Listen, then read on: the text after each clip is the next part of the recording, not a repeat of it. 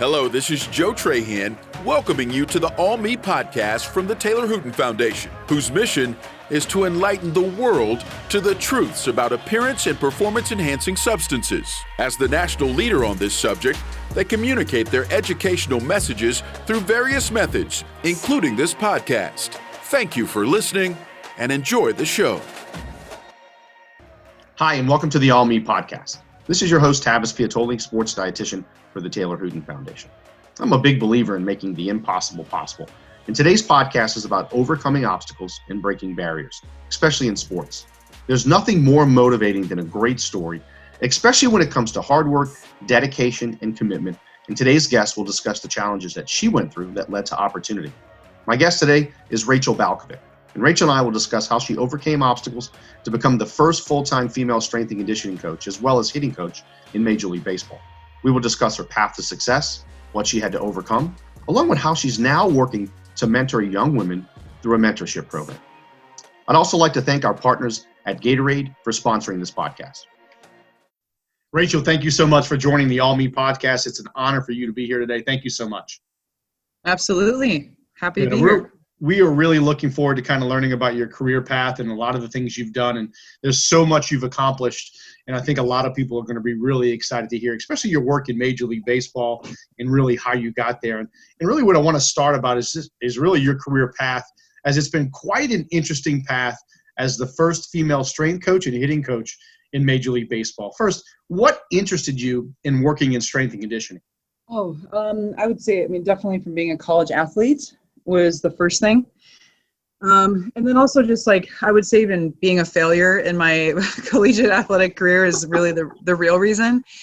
And I like to say that, but it's just like anything else. I was recruited to go play Division I softball, and I just to get that in the first place is pretty cool. But also I just super struggled with some game anxiety. I had the yips and never came to fruition as far as having a successful career on field. But I just found the weight room as a sense of self-worth.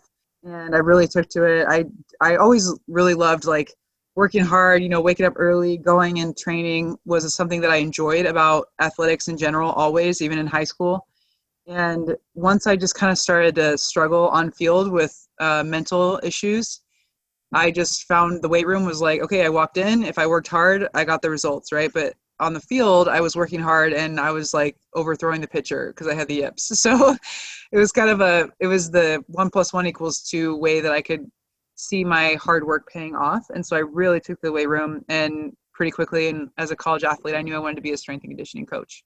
Yeah, I thought I was going to be a strength coach too one day when I met with the strength coach at LSU. And then I thought, this is a lot of work in regards to if I want to have a family. And he said, look, if you want to have a family, this is probably not the career for you. And I'm thinking, this is going to be fun. But I tried it. I went to the nutrition route. And really that kind of led to my next question about LSU, because I know you spent some time there. I'm an LSU grad. So that really kind of sparked my interest to hear about your experience working with their staff. And what was your role and experience like at LSU?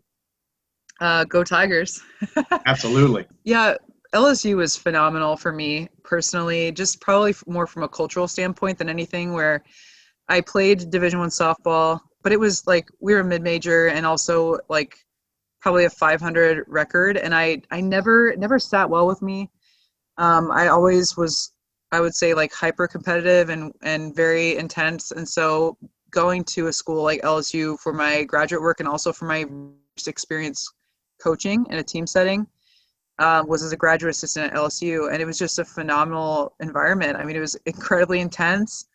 I loved it. I fit in really well with the coaches there. I fit in really well with just the overall environment, which is just extremely high standards all the time. And it fit my personality, but then it also gave me a view of what elite level culture looks like. You talk about when I was there, it was 2010 to 2012. And football was 13-0 in the national championship.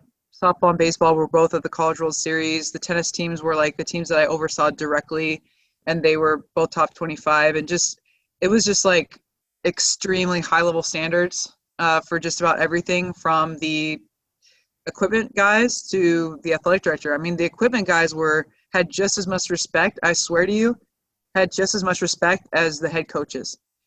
So, and they acted like it, so it was a phenomenal environment to have my first coaching experience ever and I was there for 2 years and just immersed in elite level culture and what all that entails, how to construct a staff, how to create standards for athletes, how to follow up on those. It was phenomenal. Yeah, I guess two people you don't want to mess with. Equipment people that control what you wear in games, and also the chefs and the food service that prepare your food, because they can really determine the outcome if you mess with them. And you're not on a good side. Now, I want to shift a little bit. We talked a little bit about strength and conditioning, hitting. I mean, I love baseball, and I want to learn more about what really interested you about becoming a hitting coach, and why did you make that transition? Many reasons, but I would say just moving my career more towards likely someday being in administration. But first, coming from a strength and conditioning background, there are 0 strength coaches who have fully crossed over to administrative role. Definitely know, high-level assistant general managers or general managers coming from a strength and conditioning background, right? And so I had to be pretty strategic about it. And I just thought it was really important in my development as a coach and just eventually understanding it more again from the administrative standpoint of like, I need to have on-field coaching experience. I feel very, very, very comfortable with coaching the human body and understanding everything that goes into performance from like optimizing the human body. But that's very different from, hitting a slider. So just like immersing myself in, I would say, more of the skill acquisition and motor learning. And those are just 2 technical terms for on-field performance or hitting a ball or pitching a ball, I should say. It's just different. And so I wanted to transition over so that eventually I can be better able to evaluate players and evaluate coaches and say, how I would want to construct a coaching staff if someday I have the opportunity to do that. And so I think that being a hitting coach is just giving me a better perspective of, again, just on-field performance. And I don't know how long I'll be a hitting coach, but I think that it'll be for the foreseeable future that I'll stay here and just develop my skills in that realm before I move on to the next thing. You're the first ever full-time female strength coach and also hitting coach in Major League Baseball. You've worked so hard to get to this position, even changing your name on the resume to get a call back. So what's it like when you learn that you've earned this position?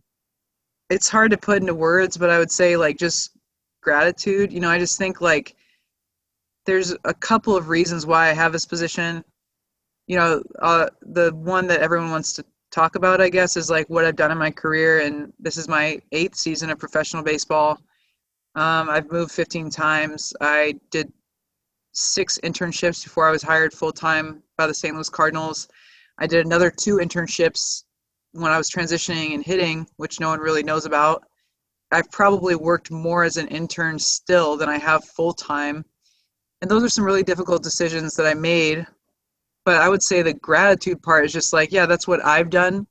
But also, my parents, like, just so thankful. Like, they set me up to be successful. They set me up to have these opportunities. They set me up with the mindset, the work ethic to when I ran up against the brick wall, I didn't stop, and that's them. That's how I was raised. And I'm thankful for that. I'm also thankful for when I ran into the brick wall, the people on the other side. There's many men that have opened up doors for me that, yeah, I was discriminated against. I did have some negative experiences when I first got into the game. I still have some really challenging experiences at times, from different situations now. But there have been so many men who've been so supportive and just open to the idea of having me around. My boss, my current boss, Dylan Lawson, comes to mind. We worked together for 3 seasons with the Astros. He was a hitting coach. I was a strength coach. And he was just always, feeding me articles. Anytime I had questions about hitting, anytime I wanted to jump into a hitting meeting, just anything. He was just he was feeding me information all the time. I wouldn't be a hitting coach if it wasn't for him. So I can say all I want. I worked hard and I earned this. And there definitely is that aspect to it. But it's also just like I was set up for success from the moment I was born with my parents. I have been so fortunate to have so many male allies and male superiors who've been supportive and open to have me around. And just overall, I would say even from a larger scale, society. I don't know how to say I'm grateful for society. But if this was 10 years ago, there's no chance I'd have this role. But society has changed to a point where it's so fast, by the way. I'm just like right in the middle of all this change where when I was first hired by the Cardinals in 2014 full time, that was 6 years ago. There was no media. I didn't even have social media at the time. There was no interviews. I think I did like one small interview for MLB.com that was on their website. There was nothing.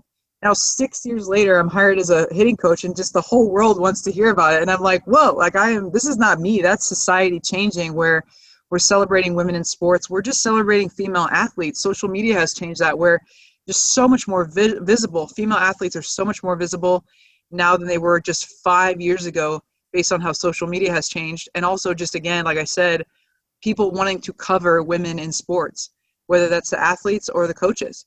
So I think just gratitude that it's the time that I'm in, has allowed for this opportunity. The men, like I said, in my life who have been so supportive in my career and just my upbringing in general, is just the overall sense of like, when I was hired by the Yankees, you just think of from a global perspective, not just, oh, I've earned this, I've worked so hard, but what has allowed this to happen? And I reflect on that quite a bit.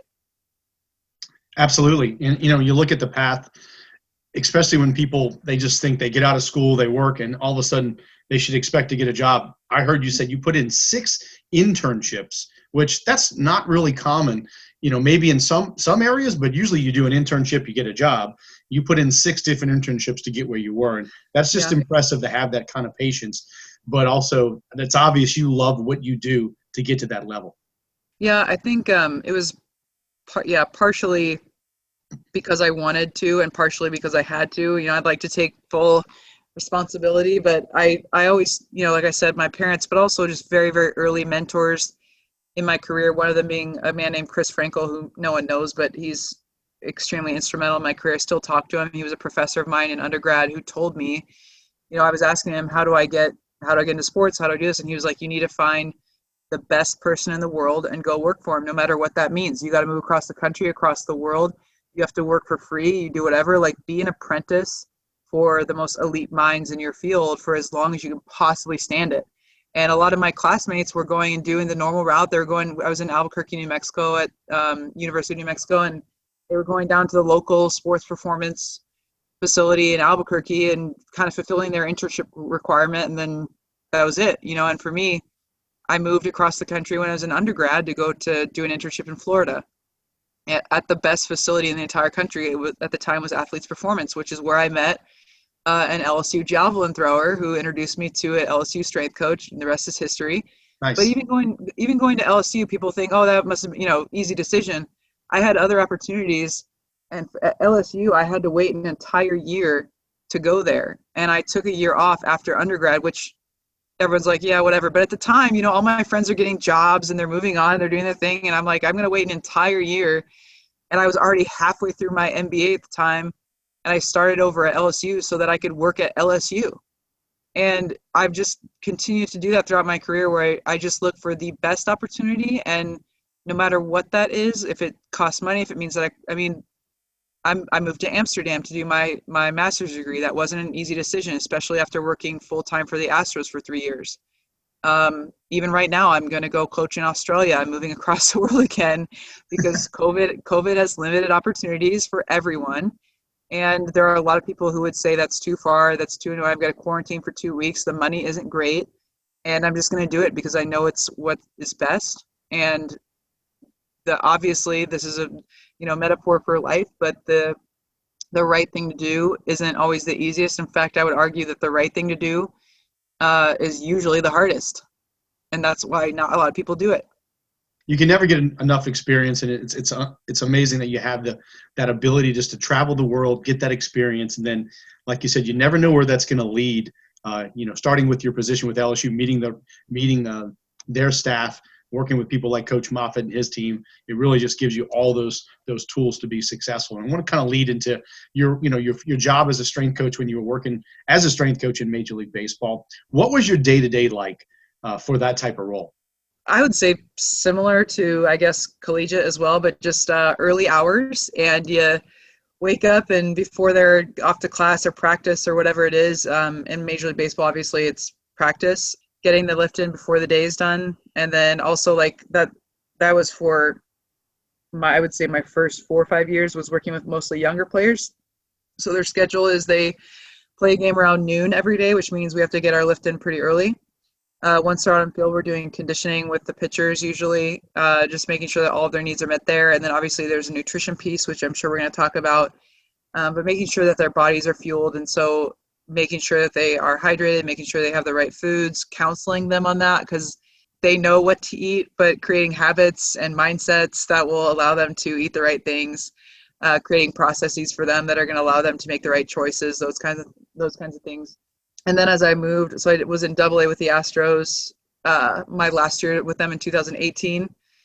And same thing, we were just, before they went to the field, getting their lifts in. And that was quite, the challenge at times where you're on the road all the time with a full season club, traveling all over the place. In the league that I was in, it was sometimes a 12-hour bus ride overnight. So, what does that look like, taking care of your body when you're getting on a bus after the game, riding 12 hours through the night, arriving the next morning somewhere? What does that look like? How do you manage taking care of your body when you're under stress just simply from the travel? So I enjoy Major League Baseball because of all those challenges, because you're dealing with a lot of travel and different things. It just makes it like a big jigsaw puzzle trying to put it together. But that's a short synopsis of what I did as a strength coach. Now, when you look at some players and how you have to train them, do pitchers require different training programs versus position players? So for say some of our young listeners, they're probably thinking, all right, what do I need to do if I'm a shortstop versus a pitcher? Do you design the programs differently based on, position players versus pitchers? I would say if you're a young listener, no, because there are some really foundational things that need to happen for just the human body to perform at its best. So if you're a young listener, I believe in not individualizing as much as you can, just basically covering the foundational concepts of baseline strength, being able to be in a hinge pattern, which all that means is deadlift or a squat if you choose. But I would say just get as strong as you can, be as powerful as you can. So lifting weights in general, if you're a young listener, is probably going to help you to a certain point. Once we talk about more skilled players, higher level players that are coming to us with a college background that have already been through a strength and conditioning program. So for example, LSU, we've been talking about that a lot. If we get a kid from LSU, I know that he's been through 4 years of an extremely extensive strength and conditioning program, and his priority probably isn't to get stronger. Individualizing at that point is an absolute yes, and definitely individualizing per position. If you just want to talk about pitchers versus position players, pitchers probably needing to do a little bit different work for sure. I would just go at the very base level, doing more unilateral work, both upper body and lower body. Definitely some special considerations for the shoulder joint, especially at the higher levels, depending on the volume of throwing. But yeah, for the shoulder joint, just paying close attention to, I would just say in what ways you're training overhead motions, if you are, and just being conscious of the different stressors that are going into it. But I would say if you're a young listener and you haven't been through a strength and conditioning program like LSU's, then just be strong and be powerful, number one. But then, of course, as they get older, it changes, and even talking about veteran players, it changes, of course, even more. So, depends. Yeah, and you mentioned getting stronger. There's a lot of young athletes today that are just looking for ways to get bigger and stronger, gain weight. We know that a lot of young people, adults even, and even professional athletes, there's this temptation to use appearance and performance-enhancing substances. What is your stance on the use of these substances? I mean, my stance, of course, is don't take them, very simply put. But also, I and this is a strength and conditioning coach's perspective. Have you done everything possible? I obviously don't believe in taking those banned substances. But also, I would take it back a step. Is even supplements. Guys come in, they're like, "What supplement should I take?" I'm like, "I've got a great supplement. It's called sleep. Have you tried it?" Or it's called don't eat Pop-Tarts for breakfast. Have you tried that? It's called don't play video games till 3 a.m. Have you tried that supplement? So for just, any substance outside of food and water and just properly fueling your body. A lot of the guys that I've worked with, it's like having a conversation and being really honest with yourself. Are you actually training your body in the way that you should be in order to gain performance just from the normal stuff? Why are we talking about organic fish oil if you're eating Pop-Tarts for breakfast. It's just why? There's no point. So beyond just like obviously the health concerns, the ethical concerns of taking those things, for me, it's just like, hey, put in the work before you even take a protein shake. Like let's get some really solid processes in place to make sure that you're eating healthy foods every day, you're eating enough food every day, you're getting enough sleep, and you're hydrated. And to be honest with you, I would go as far as to say the majority of even professional athletes struggle with those baseline concepts for whatever reason. I understand it's like on the road, stressed, social life, etc. Like I get it. But if we're not covering those baseline foundational concepts, then I don't even think supplements have too much of a place in the diet. Yeah, I love it. As a sports dietitian, I respect the fact that you just talked about habits. Like, what are some simple habits you can fix that are going to change the outcome? And I think a lot of people don't realize, even though they're minor league athletes or professional athletes, especially if you're in the minor league, some of these kids are coming to you and they got drafted right out of high school, and some may still be 17, 18 years old, and they've never learned anything about nutrition. And I try to tell you, this is your secret weapon. You can train as much as you want. If you're not well fueled, a lot of things are going to go down the drain. And I don't think people realize that these are immature young adults that still haven't really learned a lot about how to take care of their body the right way. Hey, you said immature, I didn't. but yeah, no, I think you just hit on something super important where, oh, I work for the Yankees or the Astros or the Cardinals. Like I get all the time, like, oh, wow, those guys, this must be like super dialed. And I'm just like, I flash in my head to like some 18-year-old high school kid that I had to take to the grocery store to like point out where to look for things, and like that's a real thing that we do in professional baseball with these high school kids that are coming straight out of their mom's kitchen, who have never had to cook, who've never had to buy groceries. And you're basically like teaching them how to, again, just create those basic habits where I go to the grocery store and I know exactly what I'm looking for. I know exactly what aisles to avoid. I just have my process dialed, and they don't. And they might be professional athletes, but that doesn't mean that they're professional. So they gotta like guide them, and that's fun. To me, that's part of coaching and it's part of teaching. So I'm happy to do those things, but I think a lot of people have a misconception about what professional athletics really looks like, especially when you consider the Latin American players who are coming to us at age 16. So we're really getting. They're kids. They're kids, and they don't have a lot of those foundational concepts dialed in. Yeah, and they're away from home, and they're probably like homesick and going, "How do I do this?" Yep. So the next topic, it's looking at when I read your bio and looked at all the stuff you did. Everything was fascinating, but something really stood out to me because I'm a science nerd as a sports dietitian, and I'm a huge baseball fan. So one thing when I looked at, wow, you do eye tracking research for hitters, I was like, oh no. This is something where I've studied baseball stats when I was 7. So I was like, I got to ask questions about this. Can you tell our listeners more about what does this research involve, and how do you use it in your work as a hitting coach? So the research I did was at Driveline Baseball, and basically this research has actually been around for decades, but it's been in other sports. It's been, I would say, it's relatively small. It's definitely relatively small compared to how much research has been done on the body, and especially pitching mechanics. It's something as a hitter you probably intuitively know. I mean, I played Division I college softball. Like I intuitively understand that vision is important, but it's something we never talked about, never trained, never really put much thought into. We thought about swing mechanics. We thought about what our swing looks like, what adjustments we need to make. And that's the body, but realistically, your swing is only as good as the pitches that you're swinging at. So if you're swinging at a ball out of the zone, your swing doesn't look very good.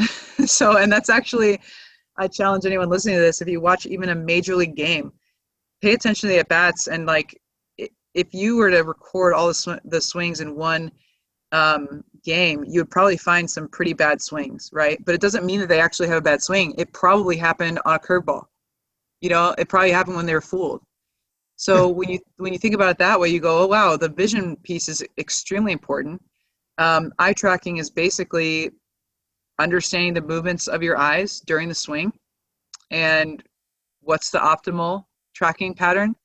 And that's the research that I did at Driveline. I just encourage, it's too far in depth to talk about on the podcast, but I encourage anyone who's interested to go and look at some of the blogs that have been put out by Driveline Baseball about this topic, and it'll probably give you a rabbit hole to go down that will, in my case, it has consumed my life for the past couple of years.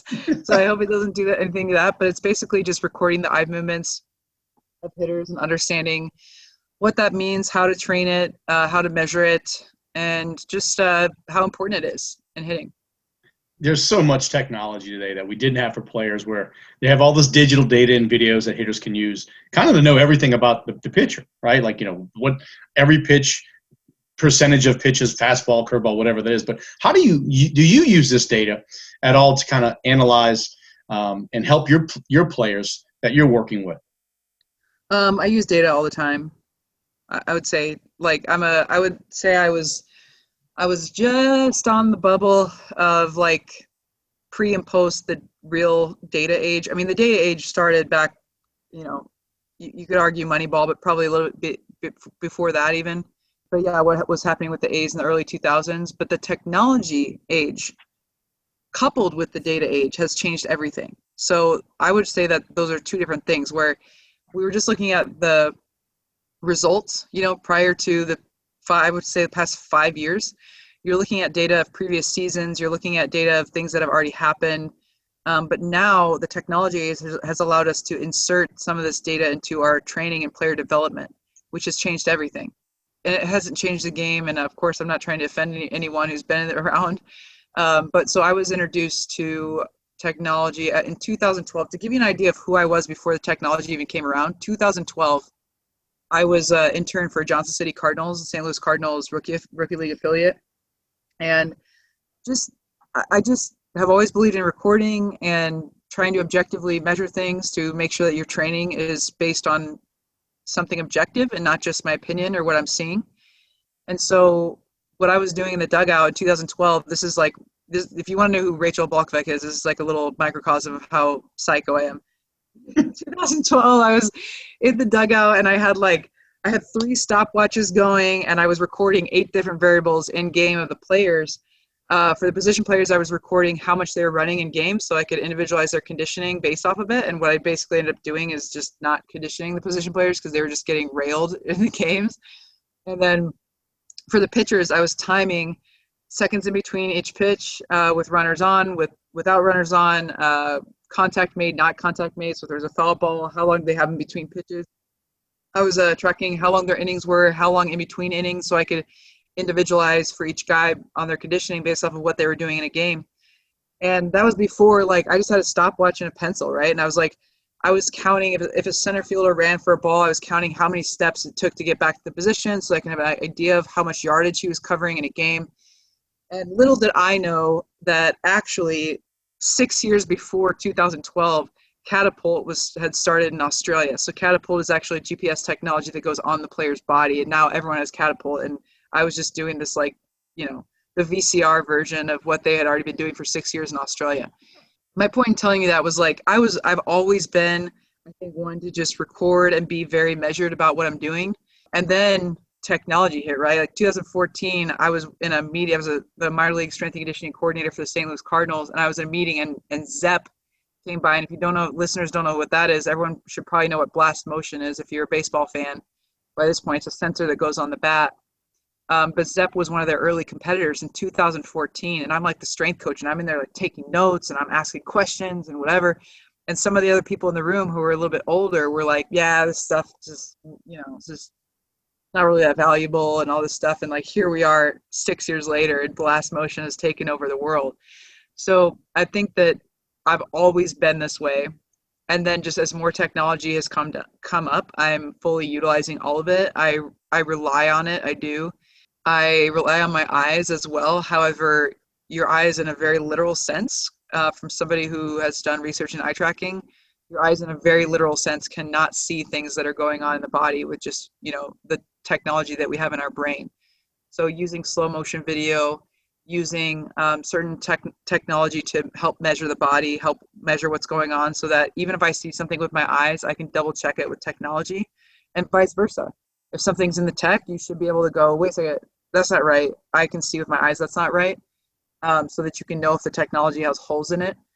But I think having a combination of both is the best way to go. And the people in the game that have both, by the way, are the phenoms. They're the best. The Brent Stroms of the world, who, if you don't know who that is, he's a 65-ish major league pitching coach for the Astros. He's been in the game for forever, and he's still sending me research articles and videos and this and whatever. So he's immersed in the tech. He uses the tech as a tool, but he also has the eyes, of course, from having been in the game for decades at this point. So if you have both, that's wonderful. I never played professional baseball, so I have some of both, but I would say that I have a lot of the tech and the data and understanding of how to use it properly. And I'm working on the eyes. So that was a really long answer to tell you that yes, I use technology. It was a little bit of background and a few stories for you, but hopefully we got the answer.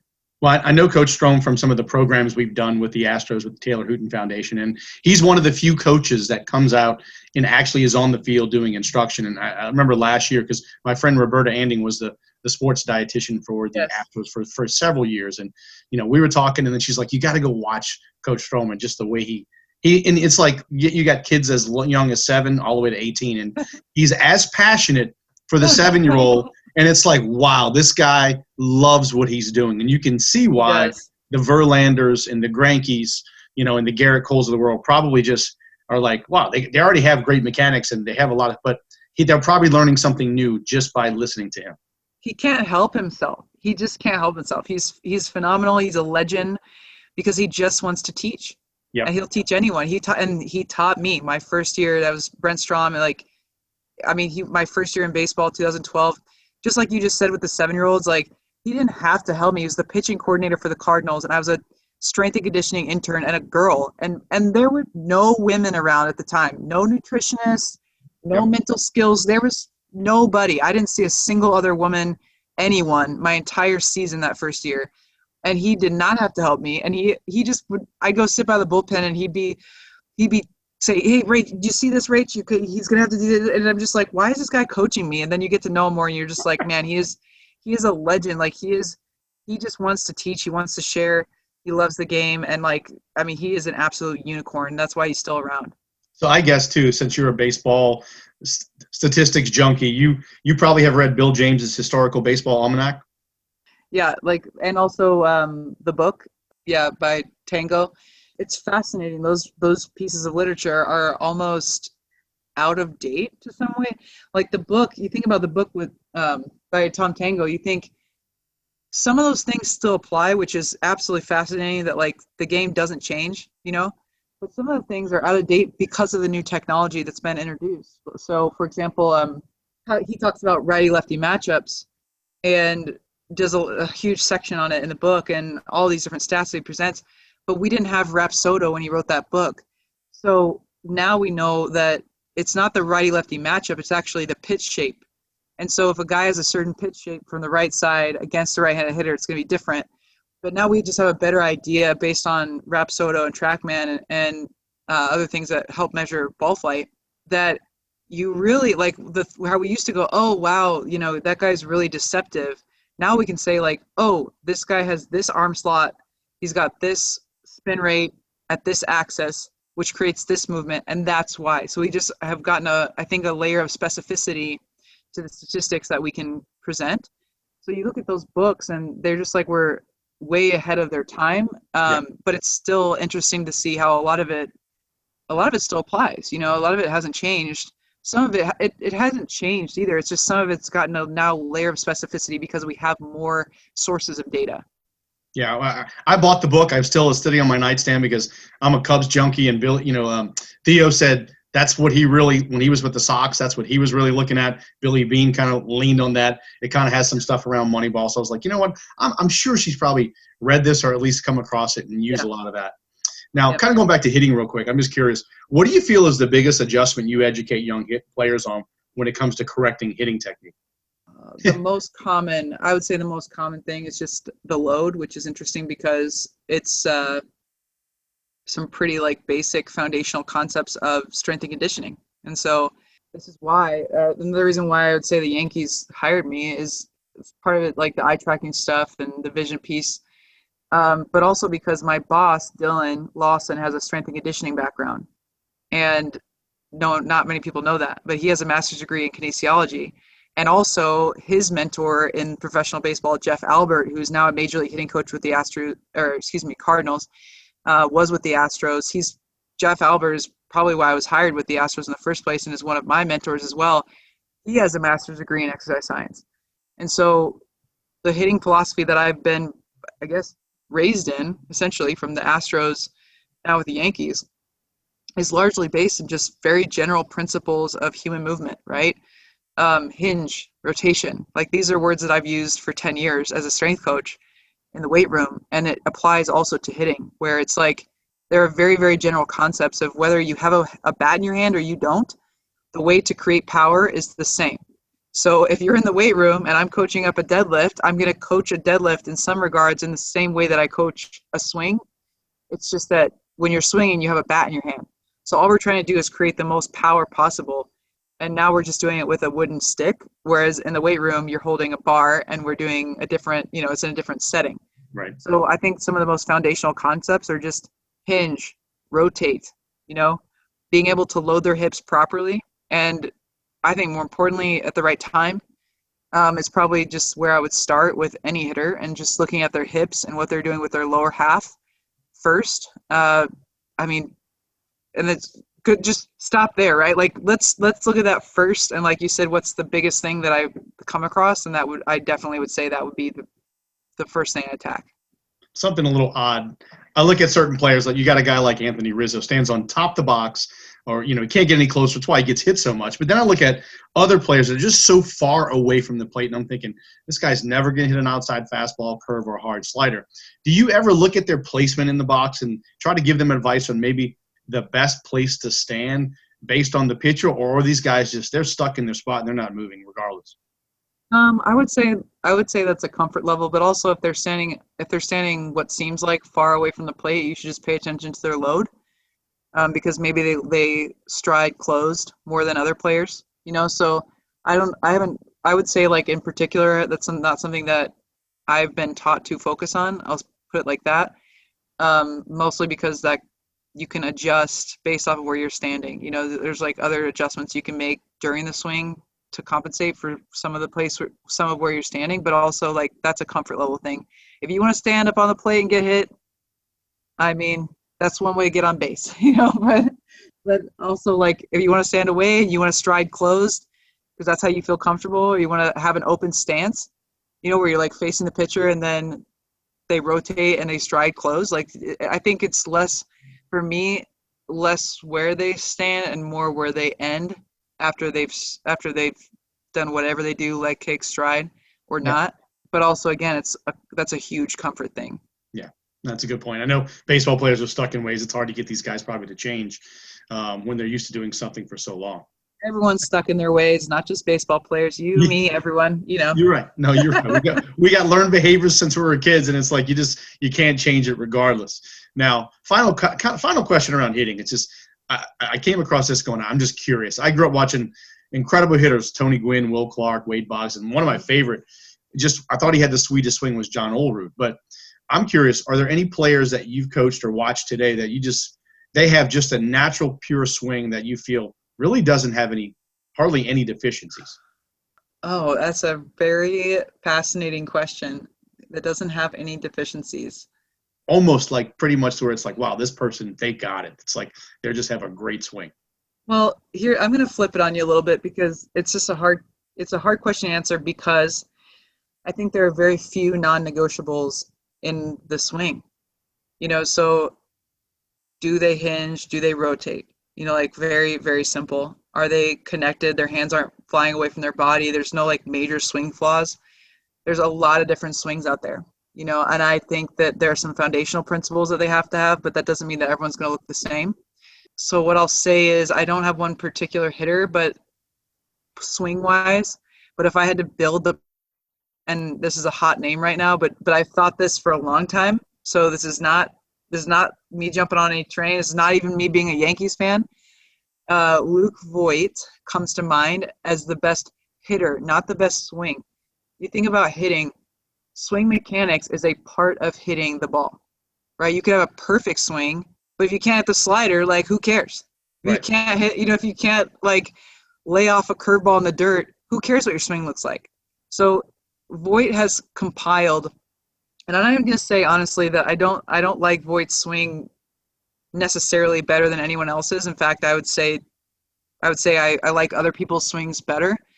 But what Voigt has is a combination of incredible plate discipline. He's one of the top in the entire major leagues. He has incredibly high level of raw physical capability, and I can speak personally to tell you that was earned. I had him as a player with the Cardinals, and he just has a phenomenal work ethic in the weight room. I would say he's in there 6 days a week doing something. Sometimes it was just bicep curls before the game, but I won't hold that against him. But I saw him as a young minor league player developing himself physically. So he was an absolute meathead. He still is. You can't get him to put sleeves on his shirts. He still is. He still believes firmly in training his body physically, and you're seeing that come out in his power. And then, he's got the last thing I would say is his swing. His swing is pretty good. But if you have the other two down, you don't need to have the perfect swing. And by the way, again, just bringing it back to like, watch a major league game and tell me how many perfect swings you see in a major league game. I'm guessing it's a couple, like perfect swings, because it's really about being able to hit off speed when you're expecting a 95 mile per hour heater up in the zone. Yep. Like, that's what it's really about. That's hitting. Swing mechanics, I'm not as concerned about. I'm just not. Yeah, there's a reason he's leading major leagues with home runs. And when you said plate discipline, when you can get ahead of a pitcher, then you got the world on your side if it's 3-1 or 2-1 and whatever, and you have control over that. So that's impressive, and it's good to see guys like that didn't have that recognition. They don't have the recognition like the Mike Trouts and the Bellingers of the world just yet, but he's obviously made a case for probably being MVP this year. Oh, he's phenomenal, and I can't say it enough. Just I wanted to praise, he has earned everything. He is a phenomenal human and a hard worker. So you just love to see guys like that, get what they've worked for. Now, my last section I want to cover, and kind of my favorite section, I think it's going to be really impressive, especially for females that are really wanting to get into, sports administration. You've partnered with Jen Widerstrom to start a professional female mentorship program for up-and-coming women in the industry. Can you tell us a little bit more about what you cover in this mentorship and why did you start this program? Yeah, so I'm actually, funny you asked that, I'm actually starting a mentorship October 1st. I don't know when this is going to air. It's just been on my heart since pretty early in my career in baseball, I would say. At some point I was just trying to survive myself and get a job, and that's what those 6 internships were about is, I want to learn from the best. I wanted to do those things. I was willing to do the work, but also I was discriminated against, and I was, the first to do a couple things, and I knew I was going to have to work harder, and so through that process, I had to be just nails with my resume, my cover letter, how I was presenting myself, how I was acting, the way that I was standing and my confidence and speaking to people. And how I got those jobs was not, it was how I presented myself a lot of times. And so these mentorships are really to help young women who are wanting to have a career understand, their blind spots, where they might be going wrong, how they might be presenting themselves poorly, whether that's through their resume and their cover letter or whether that's on social media these days, that can literally lose people jobs. And just being now on the other side of it, where I've received hundreds and hundreds of resumes, and I've interviewed a lot of people, and I've been around a lot of women in the game now, it's just helping them have some guidance, because frankly, I didn't have anyone. I had plenty. I do not want to take away, again, I mentioned this, I do not want to take away from the male mentors that I had that were helpful. But there are just some things that come up for women that are specific to young women who are navigating a male-dominated industry, who are navigating, is this okay? This happened to me at work? Is this all right? Have you ever been through this? Or I want to have a family. Is this possible? Just some of these really tough questions that only apply to women. And just having the confidence to apply and having the confidence to stay in it, even when it is more difficult than maybe a man had it. So it's just really on my heart to be able to be there for them, because it's something that I didn't have, because there just weren't a lot of others. There was Sue Falsoni. I want to give her credit. Yep. She was hired as a physical therapist and an athletic trainer, so not specifically in my realm, but she gave me hope, and I did have a few conversations with her, and you know what? She probably we know each other now, and I know she knows who I am, but at the time it was just 30 minutes out of her day, but it was like I hung on every word. I was like, whatever you tell me to do, I'm doing. I don't know what it is, but she was so instrumental for me. So I just remember that, and I remember how important it was, and so I just want to be able to do that for other young women, and I want to be able to be a visible idea. Social media is the devil, but I have it because I just feel like it's important to be visible and be there and be accessible for young women, to have an idea in their head of like, oh, okay, this is possible. And then furthermore, for them to actually have the tangible conversations. So that's what that mentorship is about. It means a lot to me to be able to do that. FEM was supposed to go off in November, and then COVID hit, so we've pushed it back a year. But we are going to be starting an online mentorship related to FEM, which is Female Executive Mentorships, and that is going to be starting November 1st. So I would just say, if you're interested, reach out to me ahead of time, or keep an eye out on social media, my website, those kinds of things. Like I said, November 1st, that's going to be starting up a month-long mentorship for young women who are in the sports industry, but also not in the sports industry, just business or anything that male-dominated industry, anyone who needs a female mentor. It's going to be kicking off November 1st. Yeah, you mentioned some key things about just what you say on social media. And I just see friends and certain people, like they post certain things. I'm like, wow, you really have to be careful with how much access, because you're right. I spoke at a college once, and, I was talking to the head coach, and he's like, look, when we recruit players, we look at the first thing we do is we know their coaches, we talk about them, but we go to their Facebook page, we go to their Instagram page, and we look at what they say and do. And that's a part of our recruiting process. And I think a lot of these young kids today don't realize that. And I have a 9-year-old daughter, so I can't wait for her to listen to what you have to say, because I know that's going to empower her. And kind of leads to my question of, at what age can someone apply for the program, for your mentorship program? Ooh, good question. That's a good question. I would say let's put it this way. I'd say it's maximized by somebody who's out of their undergrad. Right. Who's at least into their master's or out of their master's degree. It's probably maximized by someone like that. But I've had so much interest from college students that I'm actually, I think, doing a team mentorship where I'm doing a mentorship for undergrads specifically. And so I can tailor it specifically to the kind of that time in their life where they're doing their first internship, they're thinking about a career path. So I think the overall mentorship is probably maximized by that sweet spot of like 23 to 30, maybe a little bit over 30. But also I love talking to undergrad students as well, because that's just such an impactful time in their life. So it really depends. And I think we'll end up having a college mentorship program and then kind of a post-college mentorship program. Yeah, well, we're going to definitely put all the information in our show notes regarding this so people can have access to it. I'm also going to share this. And in my profession, it's 94% female. So there's a lot of young professionals coming up as sports dietitians that I want to make sure that they're aware that have this. Now, what advice do you have for young girls who have a passion for working in sports today, especially wanting to coach professionally? Any advice for them? Yeah, I do. I think about this often, and just the things that continue to come up for me are, you might have to work harder, but let me tell you that being an underdog is an advantage. And I just wouldn't trade any of those 6 internships for the world. I wouldn't trade being discriminated against for the world. And I know that sounds funny, but now that I look back and I have some perspective on the situation, I just am so much more fortified in my purpose. And being held down is a good thing, because it means if you make it, it means you had to climb out from under. And that process of climbing out from under is just the most strengthening thing. So if you're in the weeds and you have to do the extra internship and someone says, well, you can't do it because you're a woman, you should just thank that person. You should be like, wow, thank you so much. You're going to be a really integral part of my journey. Probably even more integral than someone that says, hey, you can do that. You can do that. It's the harder the journey, the more satisfying, but also the more work you're going to have to do, which means you're going to be better than your peers when you do make it.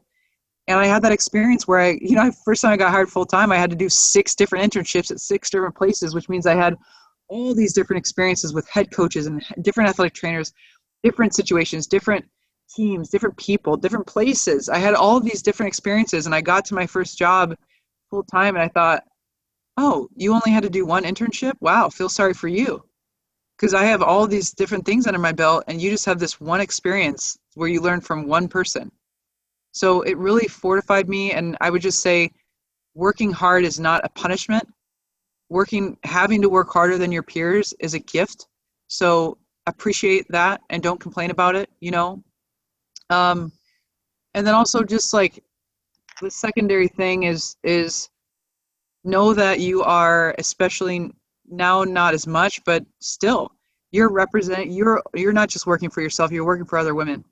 So if you are hired into a position as an intern, and you think it's okay to go out and drink with the athletes and fraternize with them and represent yourself incorrectly or carelessly on social media, you are not just working for yourself, you're working for other people who you don't even know. And unfortunately, some people don't realize that early enough, and then it's too late by the time they go, oh, wow, I just made some mistakes that are going to not only affect me, but they're going to affect opportunities for other women. And thankfully, very thankfully, there was no social media when I was going through my undergrad and my graduate school, so I can't imagine what it's like to have all that peer pressure and other people are posting pictures of themselves drinking and this and that. But you just can't. You have to hold yourself to a higher standard. And that's tough. But again, like I said, it's a gift. It's an opportunity. It's the opportunity to hold yourself to another standard, and then you're doing it for other people as well.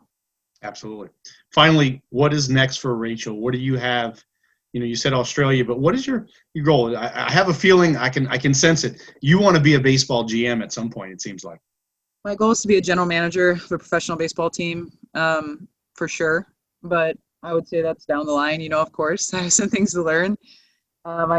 I definitely will have a unique path when I get there. Obviously, many of the general managers now have started in operations and scouting, business side of things, and I'd be starting from the player development side of things. But I mean, like I said, this is my 8th year in professional baseball, and I do feel like I have quite a bit of knowledge and experience. However, it's not the knowledge of an experience of the current general managers. So my next step is just to learn as much as I possibly can as a hitting coach. That's it, and that's all I can focus on. Absolutely. Yeah, no, I'm looking forward to seeing when that time comes, because I'm not going anywhere. I'm going to continue to watch baseball until I'm no longer here in this world. But before you go, I have 3 curveball questions for you that are not related to anything that's related to your career. These are things that you don't know about. Great. So are you ready? Yep. All right. You've been in a lot of places. You obviously traveled a lot. What is the best place that you feel you visited? You were like, I could live here, and I would recommend anyone go there to see it. New Zealand. Nice. Okay. Unrelated to sports, because in addition to my love of sports, I love music just as much. And if you were the lead singer of any band, who would that be? Or what band would that be if you could be the lead singer of any band? Oh, man. This always stumps everybody. If I could be the lead singer of a band, I would probably be, this is going to be really strange, but I would probably be the lead in NWA. Wow. Old school rap. You watch the documentary, The Defiant Ones. I don't know if you've ever seen that, but Yep. And man, I just want to work with Jimmy Iovine. Yeah. That's it. I just want to work with that guy. See, and I'm the rock guy, so I love Trent Reznor and the work they did with Apple and Dr. Dre, and it's like, it's just fascinating to see what they do in the music industry. All right. Yes. Last curveball question: if you could have dinner with any one baseball Hall of Famer, who would that one baseball Hall of Famer be? You know what? I do not know this, and I should know this, but I feel like, Branch Rickey is who I would want to have dinner with. I don't think he's in the Hall of Fame. I should know that. Maybe he is. He can't be. He's in some kind of shrine somewhere. Brent Rickey is the person who signed Jackie Robinson. Yeah. And I would say, it's interesting because I've always been fascinated with Jackie Robinson before I worked in baseball. But you know what? When I was young, I was always fascinated with that. I've always been a bit of a activist, if you will, at heart, even when I was very, very young. And even as I get older, just Branch Rickey, you just think like, wow, like how did he do it? You know, in all of the backlash that he got and people talking bad about him, people talking bad about Jackie, everything that he had to do with managing Jackie. And if you actually read Jackie Robinson's book, I Never Had It Made, it's one of my favorites. I highly recommend it. It just was a really treacherous time. We kind of look back and we go, oh, Jackie Robinson, yay, everyone wears 42, yay, so happy. But like his career was hellish. You know, he talks about in the book how just because he signed this sheet of paper to say he was a Major League Baseball player does not mean that people wanted him there. You know, his own teammates signed a petition that said they would not play with him. And Branch Rickey told all of them they'd have to find a different place to play if they weren't going to play with him. So I look at Branch Rickey and I just go, what a visionary, but also a strong person and somebody that I admire wholly beyond any baseball player or coach. I admire Branch Rickey for being a visionary in that regard. And also just, I mean, he was a visionary in many areas of baseball and set some things down the path. But I would say for sure Branch, because Dylan Lawson, like he hired me and like I think someday maybe his name is going to be in a book somewhere and it's not me, it's him. You know, it wasn't Jackie Robinson. There were plenty of players in the Negro Leagues before Jackie that probably could have competed. It was Branch Rickey taking the leap. And so I would want to for sure shake his hand and hear how that all went down. You know, that's definitely the person I would want to sit with. Well, it's amazing you mentioned that because, you know, I was looking at my daughter's summer reading list. She just started 4th grade, and one of the books was the story of Jackie Robinson at the 4th grade level. So we're reading that now. Like every night before bed, we read a few chapters of some book, and you know, she watches baseball with me. She knows I love the Cubs, so she's just kind of learning about this story, and it's interesting you said that. So I was like, that's really cool. And yeah. I'm a huge memorabilia collector, and I'm still kind of looking for a good priced Jackie Robinson signed ball or rookie, which you're not going to find one in good shape for anything less than $3,000 to $5,000. So, yeah. But yeah, no, it's great that he broke those barriers, and great to see that people are supporting that, and Major League Baseball supports that. And Rachel, thank you so much for taking the time. I know you're busy; you have a lot going on. This is amazing information. I know our listeners are going to really appreciate it. And thank you for your time today. Absolutely, thank you so much. Absolutely. You have a wonderful day, and we will see you soon and hope to have you back on in the future. And I can't wait to see you as a general manager of a baseball team at some point. Perfect. Thank you. Well, that's it for today's show. Thanks for listening to the All Me podcast from the Taylor Hooten Foundation, a nonprofit organization leading a national campaign to enlighten people to the truths about appearance and performance-enhancing substances and inspiring people to live and compete without the use of these substances. Please be sure to subscribe to our podcast and tune in to our next episode.